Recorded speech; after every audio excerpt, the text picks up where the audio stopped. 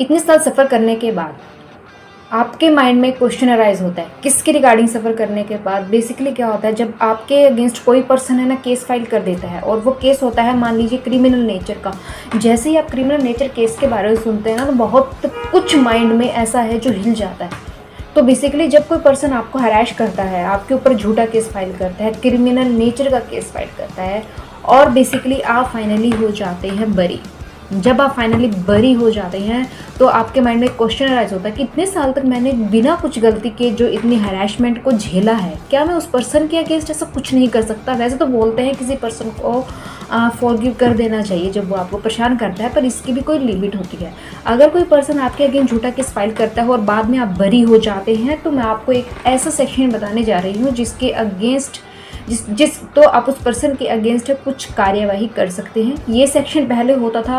Indian penal code का 211, अब ये भारतीय न्याय संहिता का है 248। इसके अंडर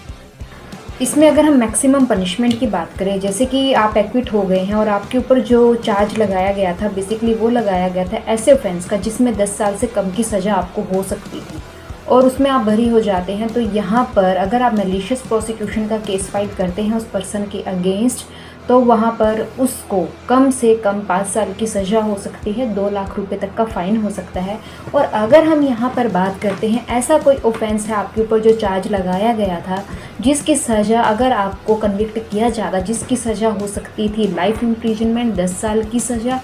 और डेथ पेनल्टी आपको हो सकती थी और आप ऐसे केस में हो चुके हैं अब एक्विट, तो यहाँ पर बेसिकली उस पर्सन के अगेंस्ट जब आप मैलिशियस प्रोसिक्यूशन का केस फाइल करेंगे तो उस पर्सन को इन सब नेचर के ऑफेंस में उसको 10 साल तक की सज़ा हो सकती है और 5 लाख रुपए तक का फ़ाइन भी हो सकता है। तो इसीलिए मैं बोलती हूँ फॉरगिव कर देना चाहिए। बहुत सारी ऐसी चीज़ें होती हैं जहाँ फॉरगिव करना थोड़ा ईजी रहता है और हमें कर भी देना चाहिए, लेकिन एक अति के बाद हमें आई थिंक हमें ऐसा स्टेप लेना चाहिए अगर हमें लॉ ऐसा कुछ प्रोवाइड करवाता है, क्योंकि जो पर्सन अगर हम उसको अभी नहीं रोक रहे तो वो बाद में और पर्सन के साथ भी ऐसा करने की वो ट्राई कर सकता है।